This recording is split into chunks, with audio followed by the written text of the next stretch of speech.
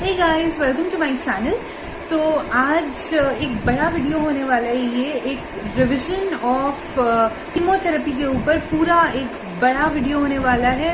ये मेरा पहला वीडियो है जो थोड़ा बड़ा है, बट आप लोग पूरा देखोगे तो it will be worth it. Okay, and तो let's start. Okay, without wasting our times. तो एक चीज, एक रूल है, माइक्रोबायोलॉजी हो या फिर पैथोलॉजी हो या फार्माकोलॉजी, ये सब जो सब्जेक्ट्स है ना, इसमें आप हमेशा एक सीरियल याद रखना। मतलब पहले आप पेनिसिलिन पढ़ रहे हो, देन आप सेफालोस्पोरिन, देन सल्फोनामाइड, ऐसे आप एक सीरीज में पढ़ोगे ना, तो मेन जो पॉइंट्स है वो आपको याद रहेगा। याद रखने में उसको या फिर ऑर्गेनाइज करने में उसको इजी रहेगा।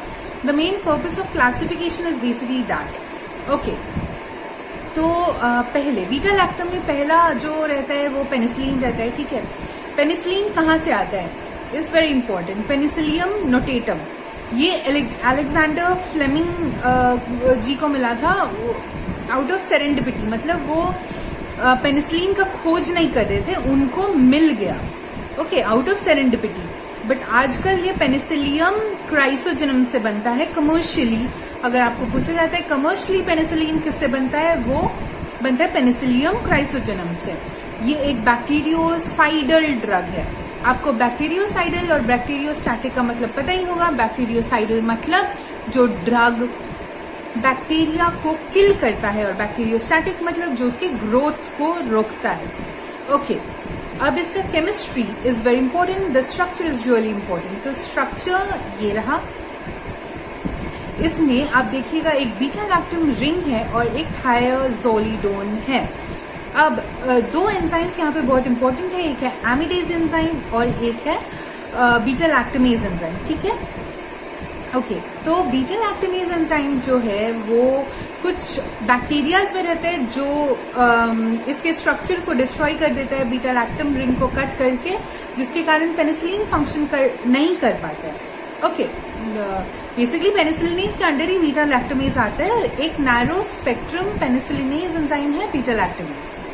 ओके, तो बीटा लैक्टमेज जब उसको कट करता है तो वो बनाते हैं 6 अमीनो पेनिसिलोइक एसिड, और जब एमिडेज कट करता है वो बनाता है 6 अमीनो पेनिसिलैनिक एसिड।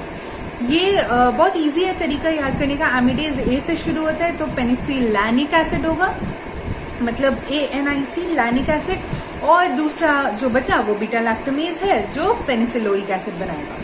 सिंपल। अब इसका स्पेक्ट्रम यूजुअली ग्राम पॉजिटिव आप याद रखिए, उस पे काम करते हैं, क्योंकि इसका मैकेनिज्म ऑफ एक्शन जो है वो ग्राम पॉजिटिव के लिए बना हुआ है।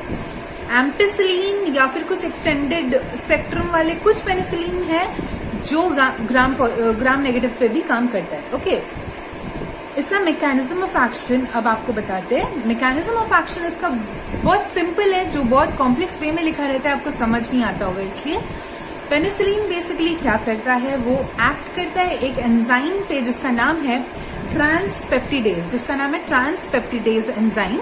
अब ट्रांसपेप्टिडेज एंजाइम क्या करता है? अब सिंपल बात है, ग्राम पॉजिटिव जब बैक्टीरिया, उसका सेल वॉल क्या चीज से बनता है? नाम NAG और NAM से बनता है। वो बेसिकली क्या चीज से होता है? UDP नाग और UDP नाम। अब UDP पार्ट स्प्लिट ऑफ हो जाता है और उसके बाद ये दोनों जो स्ट्रक्चर होता है वो बनाता है। फिर टर्मिनल ग्लाइसिन जो रहता है इसका, उसको ट्रांसपेप्टिडेज कट करता है, और जब ये कट होता है तब जो एनर्जी निकलता है उससे क्रॉस लिंकेजेस बनते हैं। क्रॉस लिंकेज के कारण, क्योंकि दो के बीच में क्रॉस लिंकेज बन रहा है, उसी के कारण सेल वॉल का स्ट्रक्चर अपनी जगह पे रहता है, सही तरीके से बना हुआ रहता है। जब वो क्रॉस लिंकेज नहीं रहेगा तो सेल वॉल भी नहीं बनेगा या नहीं रहेगा सही तरीके से, जिसके कारण क्या होता है, हाइपर ऑस्मोटिक वो रहता है, तो बाहर से पानी अपने अंदर खींच लेता है, सेल वॉल नहीं रहता है, उसको बर्स्ट करने से बचा नहीं पाता है सेल वॉल, जिसके कारण वो बर्स्ट कर जाता है बैक्टीरिया। अब बर्स्ट कर रहे हैं तो लाइटिक मतलब वो मर जा रहा है, बैक्टीरियोसाइडल एक्शन हो जा रहा है। ठीक है, अब इसमें कुछ और इम्पोर्टेंट है जो डोज रेट आपको याद करना होगा। डोज रेट है, अच्छा उससे भी पहले एक क्लासिफिकेशन आप याद कर लीजिए। एसिड रेजिस्टेंट कुछ पेनिसिलिन है। एसिड रेजिस्टेंट पेनिसिलिन में आपको सबसे पहले याद करना है पेनिसिलिन V, ये सबसे इम्पोर्टेंट एसिड रेजिस्टेंट पेनिसिलिन है। अगर आपको पूछा जाता है कि पेनिसिलिनेज रेजिस्टेंट और एसिड रेजिस्टेंट दोनों से रेजिस्टेंट कौन सा है, वो क्लॉक्सासिलिन है, क्लॉक्सासिलिन। ठीक है, अब जो पेनिसिलिनेज रेजिस्टेंट है वो है डाइक्लॉक्सासिलिन है, ऑक्सासिलिन है, मेथिसिलिन, ये सब है। ठीक है, इसके अलावा थोड़ा जो एक्सटेंडेड स्पेक्ट्रम जिसका है उसमें अमीनो पेनिसिलिन आते हैं, जैसे मॉक्सिल पेनिसिलिन, एम्पी पेनिसिलिन, ये सब, एम्पीसिलिन सॉरी, एम्पीसिलिन और एमॉक्सिसिलिन आता है। अमीनो पेनिसिलिन मतलब एक्सटेंडेड स्पेक्ट्रम पेनिसिलिन के अंडर, और एक्सटेंडेड स्पेक्ट्रम पेनिसिलिन के अंडर आता है कार्बोक्सी पेनिसिलिन, जिसके अंडर आता है TC, that is T for ticarcillin and C for carbenicillin. Okay, next ureidopenicillin एक रहता है। यूरिडोपेनिसिलिन के अंडर दो क्या रहता है, उसका एग्जाम्पल PM से याद रखिए, प्राइम मिनिस्टर PM से याद रखते हैं। P से क्या होगा, पिप्रासिलिन, M से क्या होगा, मिजलोसिलिन। ठीक है, ये हो गया। इसके बाद हाँ, एंटी स्यूडोमोनल कुछ इंपॉर्टेंट ड्रग्स। एंटी स्यूडोमोनल में आपका आ जाएगा कार्बेनिसिलिन, टिकारसिलिन, मिजलोसिलिन, ये सारे। ठीक है, अब आपने पहले पढ़ा पेनिसिलिनेज रेजिस्टेंट कौन कौन से थे, अब आप पढ़ेंगे बीटा लैक्टोमेज रेजिस्टेंट कौन कौन से हैं। तो उसमें आ जाएगा आपका सल्बैक्टम, टाजोबैक्टम और एक होगा आपको क्लाविलानिक एसिड। अब एक दो चीज आप याद रखिएगा, कीमोथेरेपी में origin of the drug is really important. कहीं पे आपको क्रॉस एनालॉग्स मिलेंगे, कहीं पे सिंथेटिक ड्रग्स, वो सब अलग है। सिंपल भाषा में जो नेचुरल ओरिजिन वाले रहते हैं वो बहुत इंपॉर्टेंट होता है। ऑल्सो कहीं कहीं पे आपको मिलेगा जैसे एरिथ्रोमाइसिन, एक सॉइल एक्टिनोमाइकोसिस से आता है, वो बहुत इंपॉर्टेंट है। ठीक है, मैक्रोलिड ग्रुप का एक ड्रग है। ओके, तो यहाँ पे क्यों ये याद आया, क्योंकि क्लाविलानिक एसिड जो मैंने अभी कहा, बीटा लैक्टोमेज इनहिबिटर जो क्लाविलानिक एसिड है वो स्ट्रेप्टोमाइसिस क्लाविलिगेरस से आता है। ओके, तो पेनिसिलिन में हमने 3 पढ़ा। एक है पेनिसिलिन जो आता है पेनिसिलियम नोटेटम, कमर्शियली लेकिन वो बनता है पेनिसिलियम क्राइसोजेनम से। ठीक है, और दूसरा हमने क्या पढ़ा, अभी पढ़ा क्लाविलानिक एसिड आता है आपका स्ट्रेप्टोमाइसिस क्लाविलिगेरस से। इसके अलावा मिसलेनियस पेनिसिलिन 2 रहते हैं। ठीक है, एक कार्बापेनिम रहता है और एक मोनोबैक्टम रहता है। कार्बापेनिम का एग्जाम्पल आपको इमिपेनिम मिल जाएगा। इमिपेनिम अब बनता किससे है, स्ट्रेप्टोमाइसिस कैटलिया से, कैटलिया। ओके, इमिपेनिम बनेगा आपका स्ट्रेप्टोमाइसिस कैटलिया से। वहीं पे मोनोबैक्टम का एग्जाम्पल आ जाएगा, मोनोबैक्टम का एग्जाम्पल एस्ट्रियोनाम, एस्ट्रियोनाम जिसमें सिंगल। ओके, मोनोबैक्टम, मोनो मतलब सिंगल, तो मोनोबैक्टम में एस्ट्रियोनाम। एस्ट्रियोनाम ये आता है आपका क्रोमोबैक्टीरियम वायोलियम से। ओके, ये हमारा बेसिकली एग्जाम था, हमने पूरा याद किया, तो I thought of making this video ताकि आप सबका भी रिविजन हो जाए। तो पेनिसिलिन ग्रुप हमारा कंप्लीट हो गया। अब डोज थोड़ा याद कर लेते हैं, कुछ सिंपल जो इम्पोर्टेंट है वो सब याद कर लेते हैं। डोज में आप एक याद करिए, पेनिसिलिन V जो है उसका डोज रेट है 8 mg पर kg। ओके, पेनिसिलिन V जो है उसका डोज रेट है 8 mg पर kg। और जो एम्पीसिलिन है, एम्पीसिलिन का डोज रेट है आपका 4 to 10 mg पर kg।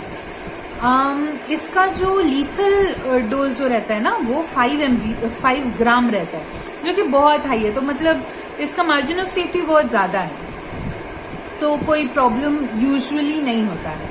उसके अलावा आपको याद रखना है एमॉक्सिसिलिन जिसका डोज रेट है 10 mg पर kg। और क्लॉक्सासिलिन एक और इम्पोर्टेंट ड्रग है, क्योंकि मैंने कहा था ये एसिड रेजिस्टेंट भी है और ये पेनिसिलिनेज रेजिस्टेंट भी है। तो इसका मतलब क्या हुआ, इसका ये एक इम्पॉर्टेंट ड्रग है और इसका पैरेंट्रल जो डोज रेट है वो है 4 to 10 mg पर kg। और पेनिसिलिन V क्योंकि आपका एसिड रेजिस्टेंट है।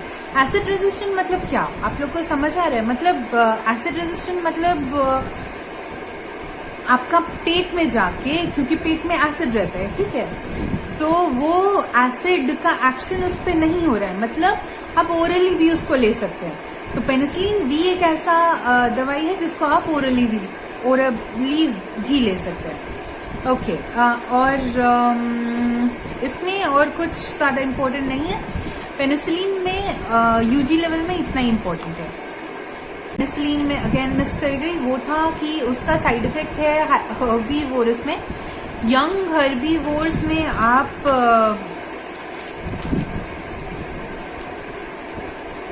दे सकते हो, लेकिन ऐसे बाकी हर्बीवोर्स में नहीं देना है क्योंकि माइक्रोबियल फ्लोरा को वो हार्म करता है। तो इसीलिए पेनिसिलिन ग्रुप के ड्रग्स को यंग हर्बीवोर्स में आप दे सकते हो, लेकिन नॉर्मल हर्बीवोर्स जो रहते हैं उसमें वो माइक्रोबियल फ्लोरा को क्योंकि डिस्टर्ब करता है, वो यूजली रिकमेंडेड नहीं होता है। ओके, उसके अलावा वो और एक चीज कॉज करते हैं, वो है डायरिया। डायरिया होता है, बहुत समय में देखा जाता है कि साइड इफेक्ट डायरिया भी होता है, जिसका आपको दिखेगा जैसे एम्पीसिलिन, अमोक्सिसिलिन, ये सब में हो सकता है डायरिया। और एक चीज है, अमोक्सिसिलिन ना क्रॉस एनालॉग है एम्पीसिलिन का। ओके, उसके बाद आ जाएगा आपका सेफेलोस्पोरिन ग्रुप। सेफेलोस्पोरिन भी एक बीटा लैक्टम एंटीबायोटिक ही है। सेफेलोस्पोरिन में आपका जो सबसे पहला चीज जो आपको पढ़ना है वो है इसका सोर्स, सेफेलोस्पोरियम एक्रेमोनियम। ओके, सेफेलोस्पोरिन बेसिकली इसलिए बना था क्योंकि वो जो पेनिसिलिनेज रेजिस्टेंट स्टेफाइलोकोकी जो रहता है उसके अगेंस्ट भी काम कर सकता है। ये बेसिकली थोड़ा ब्रॉडर है इसका spectrum as compare to penicillin. अच्छा, पेनिसिलिन में मैंने और एक चीज मैं बोलना भूल गई, जो उसका इंटरनेशनल यूनिट है ना, वो that is 0.6 microgram of penicillin sodium crystal. Okay, तो ये एक इम्पॉर्टेंट उसमें था, उसका डोसेज इंटरनेशनल यूनिट में होता है, तो ये एक था इम्पॉर्टेंट जो मैं बोलना भूल गई थी। ओके, सेफेलोस्पोरिन में एक बहुत इंपॉर्टेंट चीज है जिससे बहुत क्वेश्चंस आते हैं, जिससे रिलेटेड मैंने इससे पहले एक वीडियो बनाया हुआ है, वो है जनरेशन ऑफ सेफेलोस्पोरिन। जनरेशन इसका 5 जनरेशन होता है, depending on the spectrum of its action इसका जनरेशन डिवाइडेड रहता है। Should I revise it here? वो वीडियो आप जाके देख लीजिएगा, इस वीडियो को बड़ा नहीं करता है। तो इसके बाद इसमें ज्यादा इम्पोर्टेंट, हाँ और एक चीज इम्पोर्टेंट है इसमें, इसका डोज रेट है मोस्टली रहता है 25-30 mg पर kg बॉडी वेट। लेकिन सेफ्टियोफर एक ऐसा ड्रग है जो 10 to 15 इस रेंज में चलता है, मतलब बहुत कम उसका डोज में ही काम कर जाता है। इसके लिए वर्ड क्या यूज होता है, थोड़ा सोचिए, इसके लिए वर्ड क्या यूज होता है जिसमें कम डोज में ही काम हो जा रहा है? पोटेंसी। ओके, तो ये ज्यादा पोटेंट है बाकी सेफेलोस्पोरिन ग्रुप के ड्रग्स से। ओके, जो यूजुअली यूज होते हैं उनमें से आज जैसे हमने एग्जाम दिया उसमें एक क्वेश्चन आया था, 5th जनरेशन सेफेलोस्पोरिन ड्रग कौन सा है, एमसीक्यू में था। और मैंने जैसे वीडियो में बताया था उसका निमोनिक ऐसा ही बना हुआ है जिसमें आप देखिएगा ROL है। ROL दिख गया मतलब आपको पता चल गया वो 5th जनरेशन का है। ओके, इसमें अच्छा, अब इसका मैकेनिज्म ऑफ एक्शन जो है ना, ये पेनिसिलिन जैसा ही है, सिमिलर है, तो इसके लिए मैं फिर से नहीं डिस्कस करूंगी इसको। अच्छा, एक चीज, ज्यादा इसमें साइड इफेक्ट नहीं है, इसमें हाइपर सेंसिटिविटी जो यूजुअली नॉर्मल जो रहता है हाइपर सेंसिटिविटी हो सकता है। तो सेफेलोस्पोरिन और पेनिसिलिन हमने कवर कर दिया। अब हम लोग पढ़ने जा रहे हैं सल्फोनामाइड। अब सल्फोनामाइड क्या करता है? सल्फोनामाइड इंटरमीडिएट मेटाबॉलिज्म को इनहिबिट करता है। ठीक है, वो कैसे करता है मैं आपको मैकेनिज्म ऑफ एक्शन में समझा रही हूँ। पहले एक निमोनिक याद कर लीजिए, निमोनिक्स बहुत इंपॉर्टेंट है इस सब्जेक्ट में। तो सल्फोनामाइड में सल्फा, SULFA, ठीक है, सल्फा आप याद कर लिए। तो अब नेक्स्ट चीज मैं बताती हूँ सल्फा का मतलब क्या हुआ। सल्फा में S हुआ स्टीवन जॉनसन सिंड्रोम, ये एक डिजीज है जो इसका साइड इफेक्ट है। ठीक है, ये एक फ्लू लाइक डिजीज है। हो गया U फॉर UTI इन्फेक्शन, ये यूजुअली UTI इन्फेक्शन में दिया जाता है इसलिए U। नाउ L हो गया आपका लार्ज स्पेक्ट्रम, इसका स्पेक्ट्रम थोड़ा ज्यादा है। अब यहाँ पे एक चीज इंपॉर्टेंट है, आप याद रखिएगा, ये बैक्टीरियोस्टैटिक है। पिछला दो हमने जो पढ़ा पेनिसिलिन और सेफेलोस्पोरिन वो बैक्टीरियोसाइडल था, ये क्या है, बैक्टीरियोस्टैटिक है। ठीक है, अब हाँ, अब F फॉर क्या है? सल्फा, SUL तक हो गया था। अब F फॉर क्या है? F फॉर है फॉलिक एसिड इनहिबिटर, ठीक है। मतलब इसका जो मैकेनिज्म ऑफ एक्शन है उसमें फॉलिक एसिड को इनहिबिट करता है। तो मैकेनिज्म ऑफ एक्शन पूरा बताऊंगी, आपको समझ आ जाएगा तब। ओके, ए है एनालॉग ऑफ पापा। तो आपको 5 चीज याद हो गया बस सल्फा से, एक छोटे से निमोनिक से, ठीक है।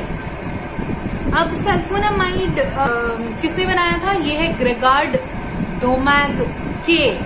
ग्रेगार्ड डोमैग के, ये हमारा आज क्वेश्चन भी आया था कि सल्फोनामाइड किसने बनाया था? ग्रेगार्ड डोमैग के ने बनाया था, ठीक है। अब ये बनता किससे है? ये है प्रोटोनसिल, मतलब एक डाई है, सिंथेटिक डाई है जिससे बनता है। ये फर्स्ट ऐसा एंटीबायोटिक है जो एंटी माइक्रोबियल तो है लेकिन एंटीबायोटिक नहीं है। आपको समझ आया? एंटीबायोटिक मतलब क्या? एंटीबायोटिक मतलब जो कि एक लिविंग ऑर्गेनिज्म से ही बन रहा है और लिविंग ऑर्गेनिज्म को मारने के लिए बनाया जा रहा है। एंटी माइक्रोबियल क्या है? वो लिविंग ऑर्गेनिज्म से नहीं भी बन सकता है, वो सिंथेटिकली भी बन सकता है, लेकिन वो एक लिविंग ऑर्गेनिज्म को किल कर। तो ये एक क्या है? ये एक एंटी माइक्रोबियल है लेकिन एंटीबायोटिक नहीं है, ठीक है। अब इसमें इसका भी स्ट्रक्चर आप देख लीजिएगा। ये यूजुअली नहीं पूछा जाता है इसका स्ट्रक्चर, बट फिर भी इम्पोर्टेंट है तो ये देख लीजिएगा। इसके बाद क्या है इसमें? हाँ, इसका टॉक्सिसिटी एक इम्पोर्टेंट चीज है। इसमें क्रिस्टल यूरिया हो जाता है। जब आपका एसिडिक यूरिन रहेगा तो पीएच पे डिपेंडेंट है ऑब्वियसली। जब आपका एसिडिक यूरिन रहेगा तो क्रिस्टल यूरिया हो सकता है। देन आपका क्या हो सकता है? हाइपर सेंसिटिविटी रिएक्शन यहाँ पे भी हो सकता है। बेसिकली यही है ना कि कभी कभी बोला जाता है कि ड्रग सूट नहीं कर रहा है आपको, तो इसका मतलब यही हुआ कि हाइपर सेंसिटिविटी रिएक्शन हो जा रहा है आपके बॉडी पे जाके। ओके, अब मैं इसका मैकेनिज्म ऑफ एक्शन बताती हूँ, ठीक है।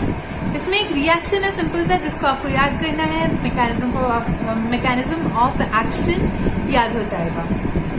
ओके, तो इसमें क्या है मैकेनिज्म ऑफ एक्शन? पहले टेरिडीन प्लस पाबा मिलके बनाता है dihydropteroic acid in the presence of the enzyme dihydropteroate synthetase, ठीक है। अब उसके बाद ग्लूटामिक एसिड के साथ जब डाईहाइड्रोटेरोइक एसिड मिलता है तो बनता है डाईहाइड्रोफोलिक एसिड। डाईहाइड्रोफोलिक एसिड के साथ जब आप मिलाएंगे डाईहाइड्रोफोलेट रिडक्टेज, बहुत इजी है अगर आप समझ रहे हो तो। वहां पे था टेरिडीन प्लस पापा जो बना रहा था डाईहाइड्रोटेरोइक एसिड, तो वहां पे क्या सिंथेज एंजाइम रहेगा? डाईहाइड्रोटेरोएट सिंथेज एंजाइम। उसके साथ ग्लूटामिक एसिड मिल गया तो वो टेरोइक एसिड की जगह बन गया फोलिक एसिड। अब फोलिक एसिड को रिड्यूस करना है तो कौन सा एंजाइम लगेगा? डाईहाइड्रोफोलेट रिडक्टेज एंजाइम, ठीक है। उसके बाद वो क्या बना रहा है? 2 चीज बना रहा है। एक है आपका, सॉरी 2 चीज नहीं बना रहा है, टेट्रा हाइड्रोफोलिक एसिड बना रहा है। मतलब जैसे डाईहाइड्रो था 2, अभी 4 बना दे रहा है उसको, ठीक है। अब यहाँ पे मैकेनिज्म ऑफ एक्शन सल्फोनामाइड का क्या होगा? फर्स्ट स्टेप को इनहिबिट करता है या फिर फर्स्ट स्टेप को करता है क्या? सल्फोनामाइड। एंड सिक्वेंशियल ब्लॉक इसमें रहता है। एक क्लासिकल एग्जांपल है सिक्वेंशियल ब्लॉक का, जहां सल्फोनामाइड प्लस ट्राइमेथोप्रिन को यूज करते हैं। सल्फोनामाइड को फर्स्ट स्टेप में यूज कर रहे हैं, ट्राइमेथोप्रिन को लास्ट स्टेप में यूज कर रहे हैं। डाईहाइड्रोफोलिक एसिड से टेट्राहाइड्रोफोलिक एसिड को कन्वर्ट करने में जो ब्लॉक करता है वो है ट्राइमेथोप्रिन। जब सल्फोनामाइड से भी काम नहीं हो रहा है, ट्राइमेथोप्रिन दे दीजिए, वो काम करेगा, ठीक है, या फिर बेटर काम करेगा, आप बोलिए। तो सिक्वेंशियल ब्लॉक का एक क्लासिकल एग्जाम्पल है, ये बहुत इंपॉर्टेंट एग्जाम्पल है। अब इसमें भी आपका एक क्लासिफिकेशन है जो अगेन इज क्वाइट इम्पोर्टेंट। इसमें टाइम के बेसिस पे है क्लासिफिकेशन। जैसे सोचिए short acting, intermediate acting, long acting, ultra long acting, ठीक है। मैं जो आपको एग्जाम्पल्स बता रही हूँ ना, आप वैसे याद करोगे तो याद करने में इजी होगा, मैं इसीलिए वैसे बता रही हूँ। आप लिख लीजिए एंड याद करिए, ठीक है। अच्छा, और एक चीज, यहाँ पे शॉर्ट एक्टिंग का मतलब क्या है, मतलब लेस देन 12 आवर्स। इसके बाद वाले में रहेगा 12 to 24 आवर्स। उसके बाद वाले में है 24 to 48 hours. Ultra long acting में है मोर देन 48 आवर्स। ठीक है, ओके। नाउ शॉर्ट एक्टिंग में दो मैंने एग्जाम्पल बताया, एक है सल्फीसॉक्साजोल, एक है सल्फाडायज़ीन। अब सेकंड हमने बताया इंटरमीडिएट एक्शन। इंटरमीडिएट एक्शन में दो हमने एग्जाम्पल बताया, एक सल्फा मिथॉक्साजोल, एक सल्फा मॉक्साजोल। अब इसके बाद है लॉन्ग एक्टिंग। लॉन्ग एक्टिंग में सल्फा मिथॉक्सी पाइरिडाजीन। वहीं पे आपका अल्ट्रा लॉन्ग एक्टिंग में आ जाएगा सल्फा मिथो पाइराजीन। ठीक है, सिंपल है याद करने का। ओके, नाउ इसका डोज रेट। इसका डोज रेट मैंने ऐसे याद किया था, डॉग्स एंड कैट्स में 50 to 100 mg होता है, कैटल में 100 mg होता है पर केजी ऑब्वियसली बॉडी वेट का। इस तरह से हमने याद किया था। कीमोथेरेपी के लिए, सल्फोनामाइड के लिए इससे ज़्यादा और कुछ इम्पोर्टेंट, बैक्टीरियोस्टैटिक हमने कह दिया था इसको पहले ही। कौन बनाता है? ग्रेगार्ड डोमैग के बनाता है, वो एक इम्पॉर्टेंट है। और ये फर्स्ट है जो एक ऐसा है जो सिंथेटिक है। ठीक है, ये भी हो गया। अब नेक्स्ट हम लोग जाएंगे दूसरे वाले ड्रग जो इंटरमीडिएरी मेटाबॉलिज्म को इनहिबिट करता है। उसमें सेकंड जो है वो है नाइट्रोफुरांस। नाइट्रोफुरांस का जो मैकेनिज्म ऑफ एक्शन है ना, वो बेसिकली नाइट्रोजन रिडक्टेज एक एंजाइम है, उसको इनहिबिट करता है, जिसके कारण कार्बोहाइड्रेट मेटाबॉलिज्म इनहिबिट होता है। बेसिक मोस्ट प्रोबेबली ये pyruvate to acetyl coenzyme A वाले स्टेप को ब्लॉक करता है। तो ये हो गया आपका नाइट्रोफुरांस। नाइट्रोफुरांस में बहुत इंपॉर्टेंट है फ्यूराजोलिडोन, जो कि कॉक्सीडियोसिस के लिए बहुत इंपॉर्टेंट एक ड्रग है। इसके अलावा मैं और एक दो आपको एग्जाम्पल बता देती हूँ, वो भी आपको हेल्पफुल होगा। जो ड्रग्स है जैसे नाइट्रोफुरान टॉइन है, ये यूटीआई इन्फेक्शन जो ई कोलाई है, एस ऑरियस है, एस पायोजेंस है, ए एयरजेंस है, ये सब को ये सब इसका स्पेक्ट्रम हो गया। फ्यूराजोलिडोन मैंने कहा कॉक्सीडियोसिस के लिए बहुत ज़्यादा इम्पोर्टेंट है। इसके अलावा माइकोप्लाज्मा के लिए जो बोवाइन मास्टाइटिस माइकोप्लाज्मा कॉज करता है उसके लिए फ्यूराल्टाडोन बहुत इम्पोर्टेंट है। बेसिकली ये दोनों ड्रग जो है बहुत इंपॉर्टेंट है। ये बोवाइन के लिए फ्यूराल्टाडोन और फ्यूराजोलिडोन जो पोल्ट्री में यूज होता है, ये सबसे ज़्यादा इम्पोर्टेंट नाइट्रोफुरांस में हो गया आपका। और इसका मैकेनिज्म ऑफ एक्शन भी याद रखिएगा। और इसका जो डोज रेट है, डॉग्स में 2.2 mg पर केजी का होगा, कैट्स में 4 mg पर केजी का है, हॉर्सेस में 4 mg पर केजी का है, और बर्ड्स में भी 100 to 200 mg पर लीटर इन ड्रिंकिंग वाटर। ये एक इम्पॉर्टेंट है, बर्ड्स का 100 to 200 mg पर लीटर इन ड्रिंकिंग वाटर। ठीक है, और एक है नाइट्रोफ्यूराजोल, ये ऑइंटमेंट की तरह यूज होता है। ठीक है, वुंड इन्फेक्शन ये सब में ऑइंटमेंट की तरह यूज होता है नाइट्रोफ्यूराजोल। अब हम लोग आएंगे जो ड्रग्स प्रोटीन सिंथेसिस को इनहिबिट करता है। इसमें मेनली क्या क्या है आपका आ जाएगा, सबसे पहले aminoglycoside, then tetracycline, chloramphenicol, then आपका लास्ट है मैक्रोलिड्स जिसमें एरिथ्रोमाइसिन, ये सब आएगा। ठीक है, ओके।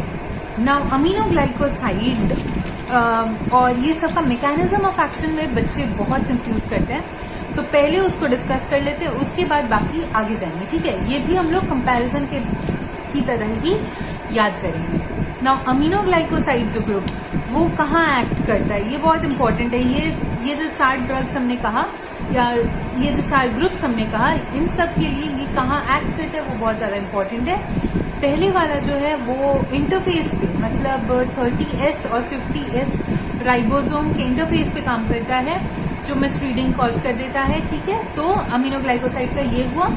टेट्रासाइक्लिन आपका 30S पे काम करता है। ठीक है, और नेक्स्ट है क्लोरामफेनिकॉल और मैक्रोलिड, ये दोनों 50S पे काम करता है। मतलब आप सिंपल समझिए, पहले वाला इंटरफेस पे काम कर रहा है, दोनों के बीच में इंटरफेस पे काम कर रहा है। नेक्स्ट वाला 30S, उसके बाद दोनों 50S। अब 50S वाले जो दो हैं उसमें एक A2P जाने को इनहिबिट करता है, एक P2A जाने को इनहिबिट करता है। अब मेरे चैनल का नाम क्या है? द पैलिडोस्कोप, मतलब टी से ए तक।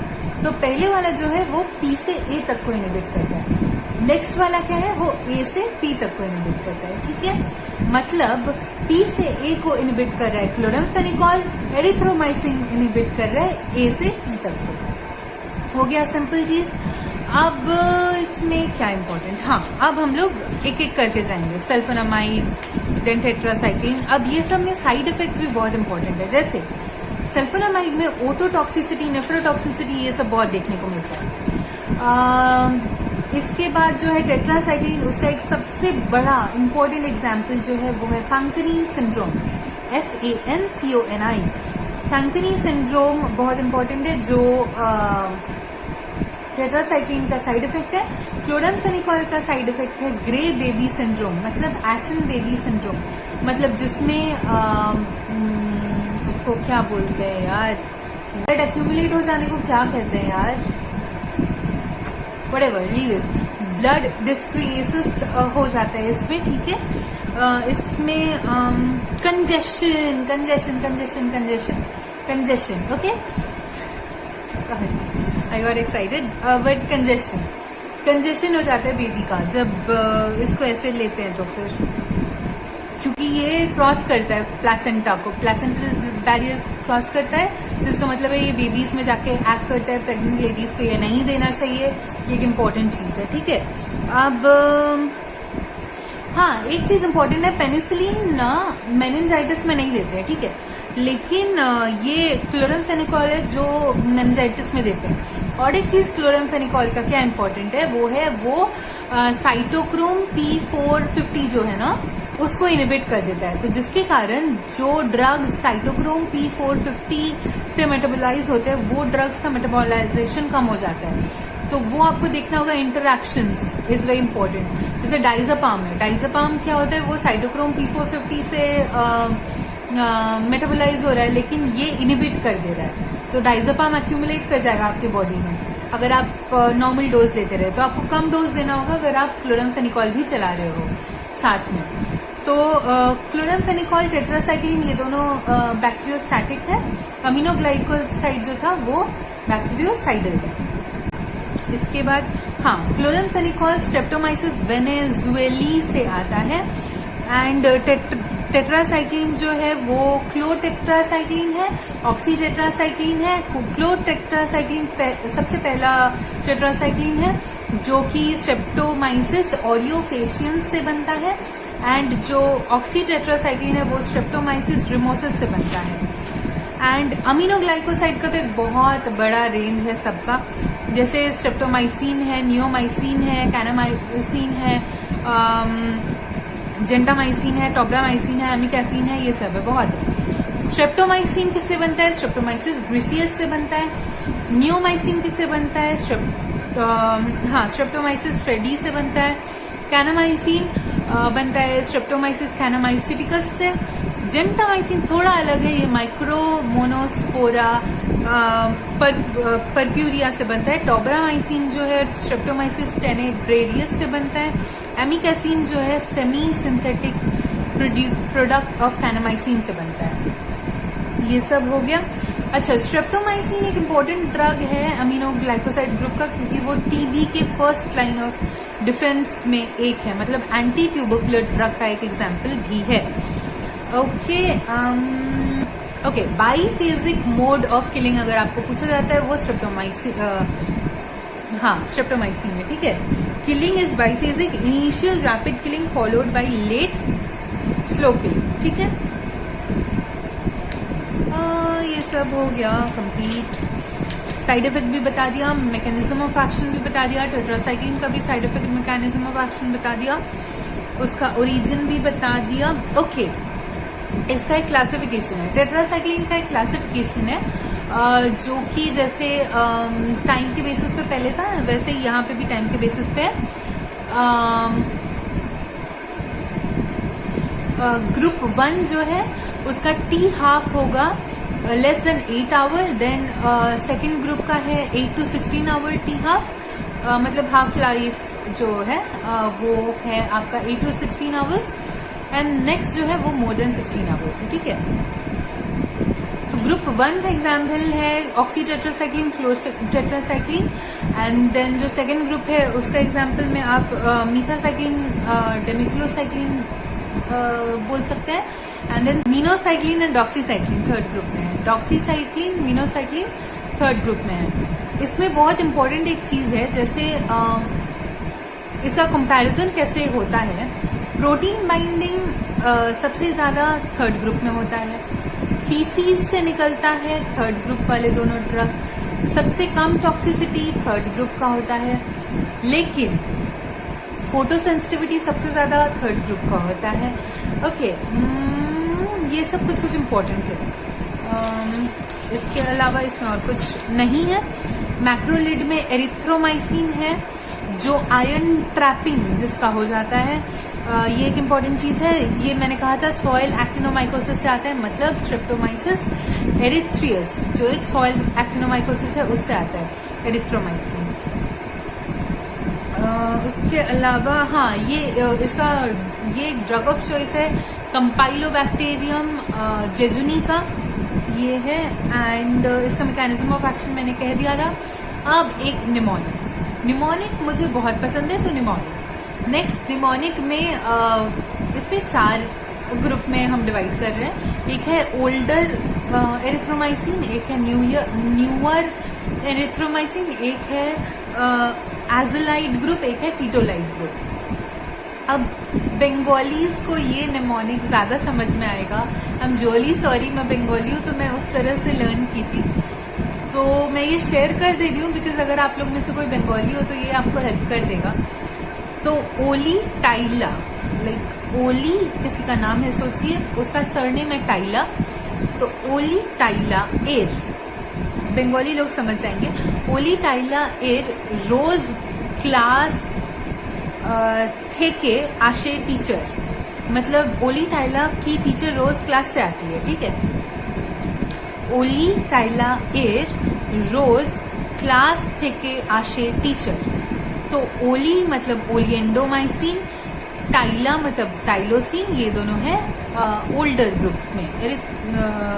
एरिथ्रोमाइसिन तो है ही, उसके अलावा ये दोनों, ठीक, ये दोनों है तो ओल्डर।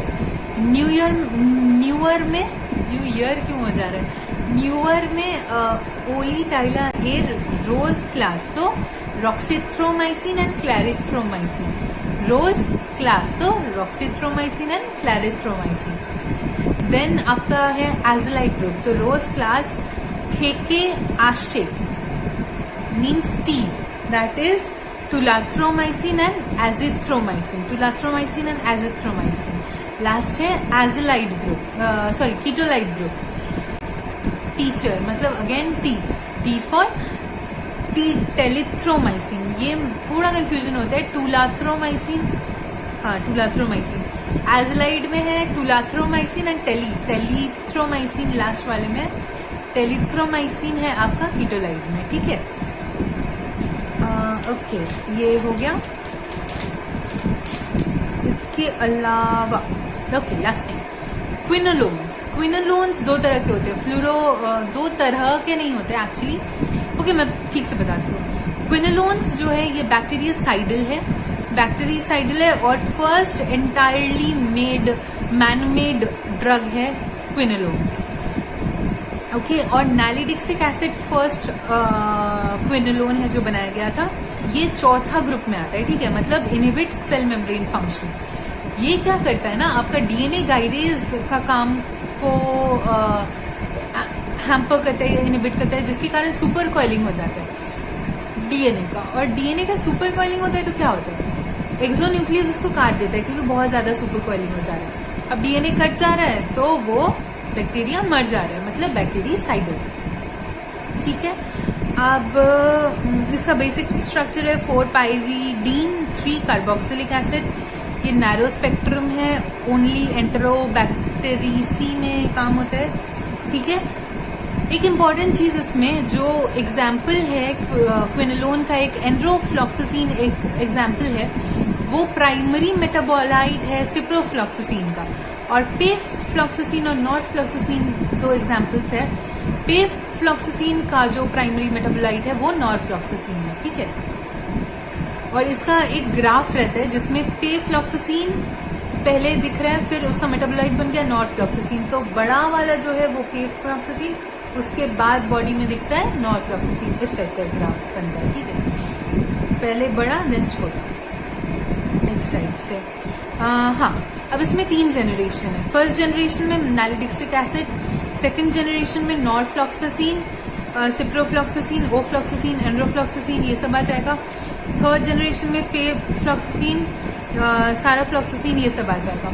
और एक चीज़ है, आप किसी बुक में देखोगे कहीं कहीं पे लिखा रहता है first generation of quinolones, then लिखा रहेगा सेकेंड जनरेशन ऑफ क्विनोलोन्स और first generation of fluoroquinolones, then second generation third generation of quinolones और सेकेंड जनरेशन ऑफ फ्लूरोक्विनोलोन्स, ऐसे करके भी लिखा रहता है। तो आपको जैसे पढ़ना है वो पढ़ सकते हो। अच्छा, एक चीज लास्ट में रिवाइज में करवा देती हूँ। एक है हर्बीवोर का हमने पढ़ा था, राइट। हर्बीवोर में एक चीज नहीं लेते, वो क्या था? हर्बीवोर में क्या हम लोग नहीं लेते हैं, क्या नहीं देते हैं? वो पेनिसिलिन था, ठीक है। मतलब यंग में दे सकते हो, जहाँ पे आपका माइक्रोबियल फ्लोरा उतना ज्यादा एक्टिव नहीं है वहां दे सकते हो, बट नॉर्मली हम लोग नहीं लेते हैं। वैसे ही क्लोरामफेनिकॉल भी ऐसा एक ड्रग है जिसमें नाइट्रो ग्रुप रहता है, जो कि आप अगर दे दोगे ऐसे ही रूमिनेंट्स में तो फिर वो नाइट्रो ग्रुप ही हट जाता है, जिसके कारण उसका फंक्शनिंग ठीक से नहीं हो पाता है, जिसके कारण क्लोरामफेनिकॉल रूमिनेंट्स में नहीं देते। वो हर्बीवोर था, ये रूमिनेंट है, ये चीज इंपॉर्टेंट आप याद रखिएगा। तो एक बार पूरा को सिंपल वे में बता देते हैं। पेनिसिलिन जो था उसमें आपका ओरिजिन आपको इम्पोर्टेंट है, आप याद रखिएगा। डोज आपका इम्पोर्टेंट है, याद रखिएगा। उसके अलावा हाँ, जो एंजाइम है वो याद रखिएगा, उसका क्लासिफिकेशन याद रखिएगा। पेनिसिलिन, क्लोरामफेनिकॉल, टेट्रासाइक्लिन, ये सब क्लोरामफेनिकॉल नहीं, सॉरी, सेफालोस्पोरिन, ये सब बहुत इंपॉर्टेंट ड्रग्स है, ठीक है। और टेट्रासाइक्लिन तो ब्रॉड स्पेक्ट्रम में पहला नाम आपका टेट्रासाइक्लिन ही आएगा, तो वो बहुत इंपॉर्टेंट हो जाता है उस तरीके से। मैकेनिज्म ऑफ एक्शन बहुत इंपॉर्टेंट है। आप ऐसे क्लासिफिकेशन वाइज करिएगा ना तो आपको बहुत इजी लगेगा, आपको नहीं लगेगा कि बहुत स्ट्रेन पड़ रहा है दिमाग में। आप बस मैकेनिज्म ऑफ एक्शन ये वीडियो ही आप 2-3 बार देख लीजिए, आपको याद हो जाएगा। ओके, तो हाँ, तो मैं क्या बोल रही थी, हाँ, इसके अलावा साइड इफेक्ट जो आप हर्बीवोर में नहीं दे सकते हो, डायरिया हो सकता है, ये सब। और एम्पिसिलिन का क्रॉस एनालॉग होता है एमॉक्सिसिलिन, ये मैंने कहा था, इंपॉर्टेंट था। सेफालोस्पोरिन का भी ओरिजिन मतलब सेफालोस्पोरियम एक्रेमोनियम, ये भी बैक्टीरियासाइडल है, पिछले वाला भी बैक्टीरियासाइडल था, दोनों का मैकेनिज्म ऑफ एक्शन सेम था। इसका जनरेशन बहुत इंपॉर्टेंट है। ये सब का साइड इफेक्ट उतना इंपॉर्टेंट नहीं है। ये हो गया। उसके बाद हमारा सल्फोनामाइड था जिसका आपको निमोनिक मैंने बता दिया, उससे बहुत चीज़ याद हो ही जाएगा।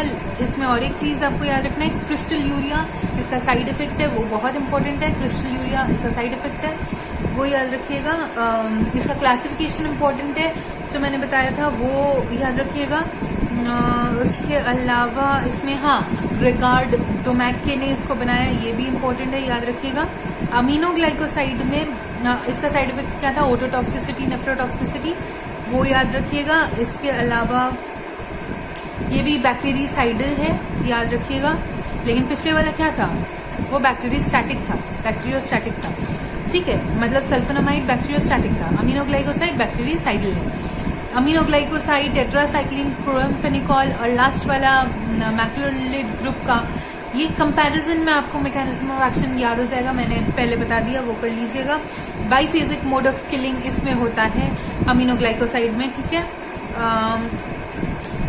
एक चीज आप याद रखिएगा, स्ट्रेप अमीनोग्लाइकोसाइड ग्रुप के ड्रग्स कौन कौन से हैं और मैक्रोलिड ग्रुप के ड्रग्स कौन कौन से हैं, क्योंकि वहां पे भी एरिथ्रोमाइसिन हो रहा है, यहाँ पे भी स्ट्रेप्टोमाइसिन हो रहा है, माइसिन हो रहा है, ठीक है। तो उस तरह से एग्जाम्पल्स थोड़ा याद रखिएगा, क्योंकि ये कंफ्यूज करने के लिए बहुत टाइम क्वेश्चन आता है। टेट्रासाइक्लिन में इंपॉर्टेंट वो ब्रॉड स्पेक्ट्रम है, फैंकोनी सिंड्रोम उसका साइड इफेक्ट है। उसके अलावा क्लोर टेट्रासाइक्लिन किससे बनता है, दुग्गड़ ने क्लोर टेट्रासाइक्लिन को खोजा था। ऑक्सी टेट्रासाइक्लिन कहाँ से आता है, उसका जो क्लासिफिकेशन है वो भी इम्पोर्टेंट है। डॉक्सीसाइक्लिन, मिनोसाइक्लिन आप ओरल दे सकते हो, ये बहुत इंपॉर्टेंट है। जो फीसिस से निकलता है, जिसका प्रोटीन बाइंडिंग ज़्यादा है, टॉक्सिसिटी कम है, जो मैंने कहा ये सब डॉक्सीसाइक्लिन और मिनोसाइक्लिन ज़्यादा पोटेंट भी है, तो ये सब इम्पोर्टेंट है। क्लोरामफेनिकॉल P2A साइड जाता है, ये इम्पोर्टेंट है। इसमें डाइज़ेपाम टाइप के ड्रग्स आप नहीं दे सकते हो, क्योंकि साइटोक्रोम P450 पे काम करता है, तो इसलिए आप नहीं दे सकते हो, उसको इनहिबिट कर रहा है ना, तो जैसे मैंने बताया वो नहीं दे सकते हो, ठीक है। और ग्रे बेबी सिंड्रोम इसमें इंपॉर्टेंट है। और लास्ट एक चीज़ इंपॉर्टेंट है कि आप रूमिनेंट में नहीं दे सकते हो क्लोरामफेनिकॉल, क्योंकि ये नाइट्रो ग्रुप को ब्रेक कर देता है। मैक्रोलिड में एरिथ्रोमाइसिन सॉइल एक्टिनोमाइकोसिस से आता है, स्ट्रेप्टोमाइसिस एरिथ्रियस से आता है, वो आपका इम्पोर्टेंट हो गया। उसके बाद जो मैंने निमोनिक बताया, उससे आप क्लासिफिकेशन याद कर लीजिएगा, ये A2P साइड जाता है, ये इम्पोर्टेंट है। बस ये इम्पोर्टेंट ड्रग्स था, ये हो गया।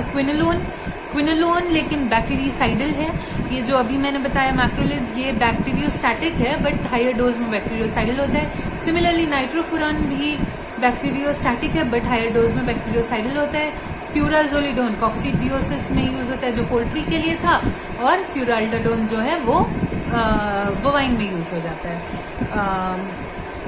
इसमें बोवाइन मास्टाइटिस जो माइकोप्लाज्मा कॉज करता है उसके लिए, ठीक है।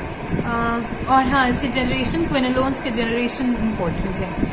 तो कीमोथेरेपी हमने जो फर्स्ट पार्ट है, मतलब ड्रग्स जो है वो हमने कंप्लीट कर दिया। एंटी ट्यूबरकुलर वो सब जो है वो तो आप इजी है, पढ़ लीजिएगा। ये मेन था, कंपैरिजन बेसिस पे पढ़ा दिया। 2-3 बार अगर वीडियो देखिएगा पूरा समझ आ जाएगा। लास्ट में मैंने रिविजन भी करवा दिया, होपफुली आपको समझ आया होगा। बहुत देर तक बोली, इतना कुछ बोली, होपफुली आपको समझ आया होगा, सब ग्रास्प कर पाए होंगे। मुझे बताइएगा कमेंट सेक्शन में आपको कैसा लगा, एंड सब्सक्राइब करिएगा हमारा चैनल। ऐसे ही अच्छे वीडियोस हम लाने का कोशिश कर रहे हैं, एंड पहले भी हमारे बहुत वीडियोस है, आप देखिए, आपको अच्छा लगेगा। और शेयर करिए अपने दोस्तों के साथ, क्योंकि हमारा मेन एम यही है कि वेटरनरी प्रोफेशन आगे जाए, एनिमल्स जो इनोसेंट एनिमल्स हैं वो ठीक हो, उनकी कोई बीमारी ठीक हो, नॉलेज सब तक पहुंचाना ही हमारा मेन एम है। तो इसी के साथ आज एंड करते हैं वीडियो।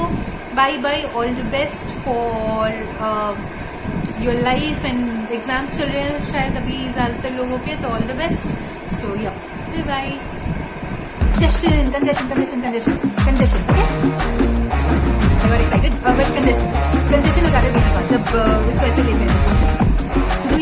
न्यू ईयर में न्यू ईयर क्यों हो जा रहा है, न्यू ईयर में ओली टाइला